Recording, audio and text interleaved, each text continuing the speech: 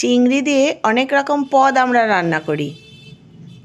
আজ আমি ভিন্ন স্বাদের চিংড়ির একটা ভর্তা তৈরি করে দেখাবো।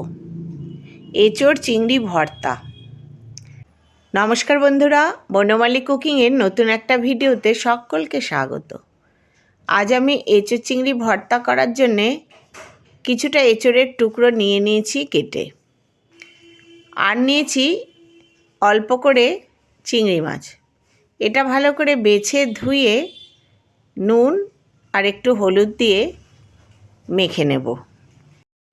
চিংড়ি যে রান্নাতেই দেওয়া হোক না কেন, রান্নার টেস্ট অনেক বেড়ে যায়, আর এই রকমভাবে ভর্তা করলে তার স্বাদ তো অতুলনীয় হয়। আমার এই রান্নায় আর লাগবে একটা বড় সাইজের পেঁয়াজ কুচি, 8-10 কোয়া রসুন, কিছুটা আদা, কাঁচা লঙ্কা আর অল্প করে টমেটো। এবার হচ্ছে মূল রান্না। আমি এখানে ছোট এক বাটি মতো কড়াই বসিয়ে গ্যাসে তাতে জল নিয়ে নিলাম। তাতে দিয়ে দিলাম 1/4 চা চামচের মতো নুন, এবং যে এঁচোড় আমি নিয়েছি সেটা ভালো করে ধুয়ে দিয়ে দিলাম সেই জলে।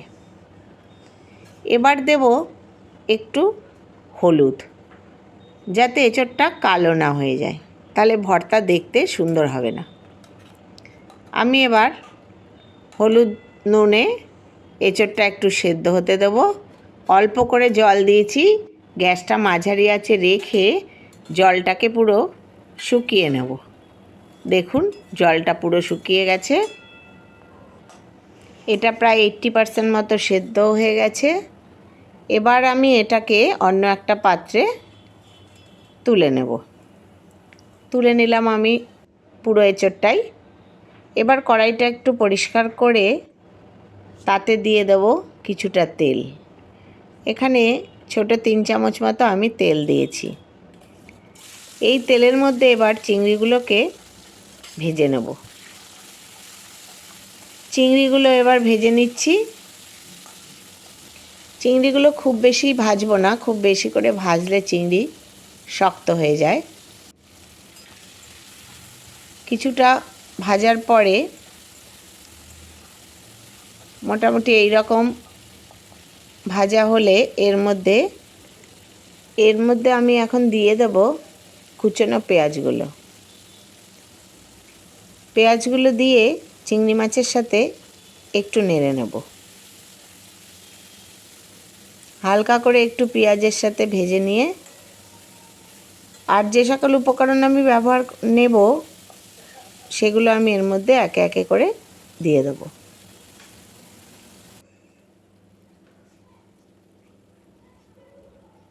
দিয়ে দিলাম রসুন, আদা, কাঁচা লঙ্কা এবং টমেটো। ঝালটা প্রত্যেকের টেস্ট অনুযায়ী দেবেন। আমি এখানে 6টা কাঁচা লঙ্কা ব্যবহার করেছি। এর মধ্যে অল্প করে দিয়ে দেবো একটু জিরের গুঁড়ো আর একটু সামান্য হলুদ গুঁড়ো। এগুলো একটু মিশিয়ে নিয়ে এবার যে এঁচোড়টা আমি কিছুটা সেদ্ধ করে নিয়েছিলাম সেই এঁচোড়টা এবার এর সাথে মিশিয়ে একটু কষিয়ে নেব। খুব বেশি কষানো নয়। এঁচোড়গুলো দেব, দিয়ে সব মশলার সাথে, চিংড়ির সাথে, পেঁয়াজ, রসুন, আদা, কাঁচা লঙ্কা, টমেটো সব কিছুর সাথে ভালো করে মিশিয়ে নেব। এইভাবে এঁচোড় চিংড়ির সাথে একটু কষিয়ে নিয়ে তারপর ভর্তা করলে সেটার টেস্ট অনেক গুণ বেড়ে যায়। আমি এবার পুরো জিনিসগুলোই একটা অন্য পাত্রে নিয়ে নিলাম। এবার এটাকে একটু ঠান্ডা করে নেব। ঠান্ডা হয়ে গেলে আমি একটা শিলনোড়া ধুয়ে নিয়েছি। এই শিলনোড়ার মধ্যে আমি এগুলো বেটে নেব। তবে আপনারা মিক্সিতেও পেস্ট করে নিতে পারেন। শিলনোড়ায় বেটে নিলে খেতে অনেকটাই সুস্বাদু হয়। আর খুব মিহি করে পেস্ট করতে এটা হবে না, যাতে বড় বড় যে টুকরো বা চিংড়ি রয়েছে সেগুলোকে একটু মিশিয়ে নিলে ভর্তাটা তৈরি হয়ে যাবে। আমি এটা একটু আস্তে করে বাটতে হবে। পুরোটাই এরকম করে আমি আস্তে আস্তে করে বেটে নেব।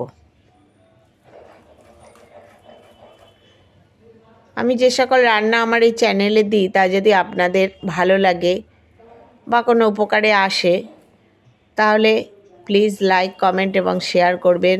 সাবস্ক্রাইব করে আমার পাশে থাকার অনুরোধ জানালাম।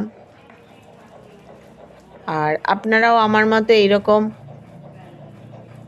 করে দেখতে পারেন এবং সেটা কমেন্টে জানাতেও পারেন কেমন লাগলো বা কেমন হলো। আশা করি ভালোই হবে।